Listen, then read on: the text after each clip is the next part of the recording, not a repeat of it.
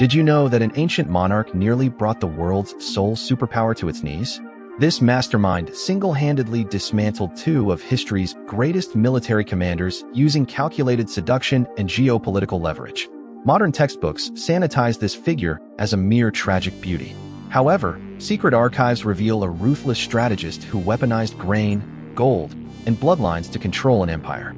Behind closed marble doors, this shadowy ruler played a lethal game of chess against Rome. They orchestrated high-profile assassinations and civil wars just to protect a dying dynastic throne. The Roman Senate feared this individual so intensely that they took drastic action. They initiated one of the largest smear campaigns in human history, erasing official documents and rewriting the narrative. They branded this sovereign as a foreign sorceress. In reality, they were covering up the embarrassing truth that Rome was bankrupt and completely dependent on this single monarch's wealth. This crown had manipulated international trade networks with surgical precision. As a result, they brought the Roman Republic to its knees without ever swinging a single sword in battle.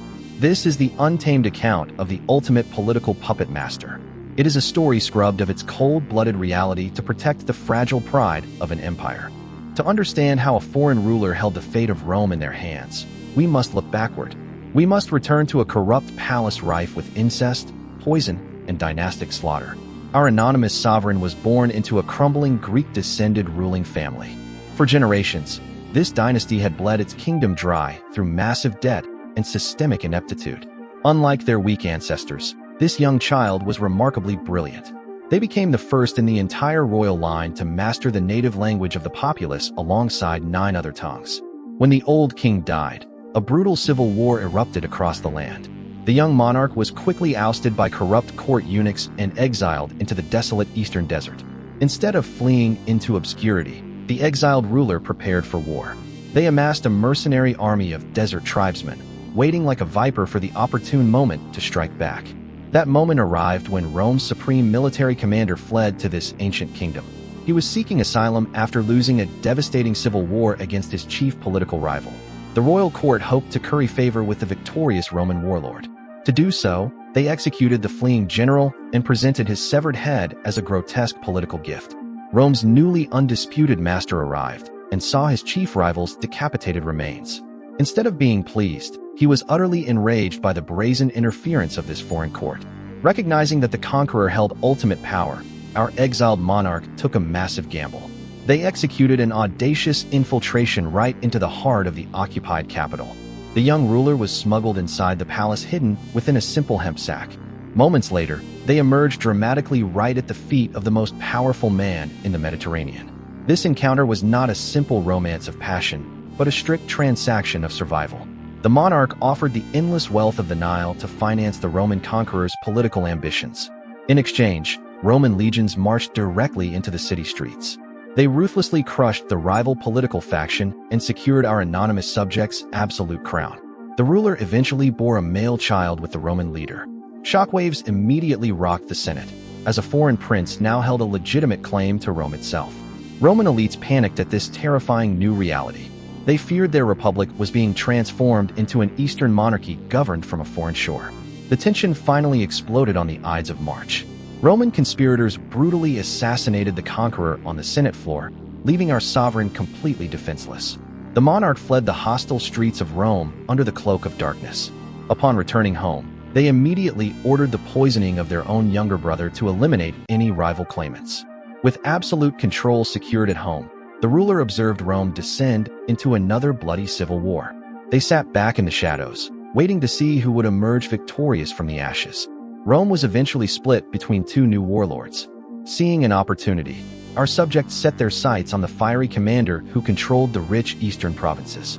To enslave this warrior's mind, the sovereign prepared a grand political spectacle. They staged an unimaginable display of theatrical grandiosity at the port of Tarsus. The ruler sailed on a vessel featuring gold-leaf sterns, silken purple sails, and burning incense. Dressed in breathtaking luxury, they appeared as the living embodiment of the goddess of love. The Roman general was utterly captivated by the display. Within days, he became completely subservient, abandoning his military duties to live in luxury alongside our sovereign. Together, the pair established an exclusive, lavish society known as the Inimitable Livers. They spent absolute fortunes on nightly banquets while the Roman public starved. The monarch executed an act of ultimate psychological dominance during one famous banquet. She allegedly dissolved a priceless pearl in a goblet of vinegar and drank it simply to win a wager. Behind the decadent entertainment lay a terrifying political maneuver known as the Donations of Alexandria. Through this decree, the Roman general gifted vast Roman territories to our sovereign's children. This illegal transfer of Roman lands pushed the capital beyond its breaking point. The rival leader in the West seized the general's secret will from the Vestal virgins and read it publicly to the masses. Rome declared war in a fit of rage. Notably, they did not target the Roman general, but explicitly declared war on our anonymous monarch, framing her as a dangerous foreign witch. The conflict culminated at the catastrophic naval battle of Actium. Seeing the front lines crumble, our sovereign made a cold, calculated decision to abandon the fight with 60 personal ships.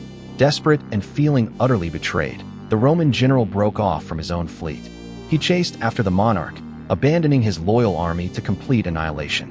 With enemy legions surrounding their capital, the fallen general received a devastating piece of news. He was given a false rumor that our sovereign had already committed suicide in her mausoleum. Overwhelmed by grief and total political failure, the Roman commander fell upon his own sword. He died in the arms of the very ruler who had inadvertently orchestrated his downfall.